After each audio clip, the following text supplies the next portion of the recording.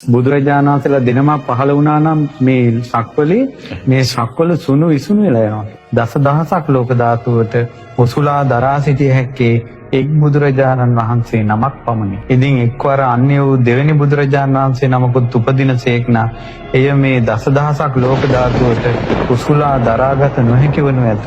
සැලී යනු ඇත, කම්පා වනු ඇත, යටට නැමෙනු ඇත, උඩට නැගෙනු ඇත, විසිරෙනු ඇත, නැසෙනු ඇත, වෙනසෙනු ඇත, යහපත් අයුරින් පවත්වාගත නොහැකි වනු ඇත. හේතුව එක බුදුරජාණන් වහන්සේ නමකගේ සිරිපා විතරයි මේ සක්වල දරන්න පුළුවන්. බුදුවරු දෙනමක් නම් මේ පොළොවට දරා ගන්න බැහැ. ඒ වගේ තමයි කියනවා ලෝකෙට එකම එක බුදු කෙනයි කියනවා දසදහසක් ලෝක ධාතු වලට පහළ වෙන්නේ. මහත් එක එක ලෝක ධාතු වල එක එක ජීවීන් ඉන්න පුළුවන්. එහෙමයි ස්වාමී. එක එක තනතුරු තියෙන්න පුළුවන්. එක එක අදහනයි ඉන්න පුළුවන්. එක බුදු කෙනයි. අපි සරණ ගිය ශාස්ත්‍රඥ වහන්සේගේ ශ්‍රේෂ්ඨ බව බලන්න. අපිට ඇත්තටම අපිට ඉන්නේ එක බුදුරජාණන් වහන්සේ නමයි. අපි සාරිපුත්ත මහ රහතන් වහන්සේගේ ගුණ කියනවා, මුගලන් මහ රහතන් වහන්සේගේ ගුණ කියනවා, මහා කස්සප මහ රහතන් වහන්සේගේ ගුණ කියනවා, අඟුලිමාල මහ රහතන් වහන්සේගේ ගුණ කියනවා, ආනන්දයන් වහන්සේගේ ගුණ කියනවා.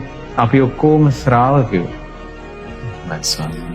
අපිට එකම එක ශාස්ත්‍රඥ වහන්සේ නමයි. ඒ තමයි තථාගත අරහත් ගෞතම සම්මා සම්බුදුරජාණන් වහන්සේ.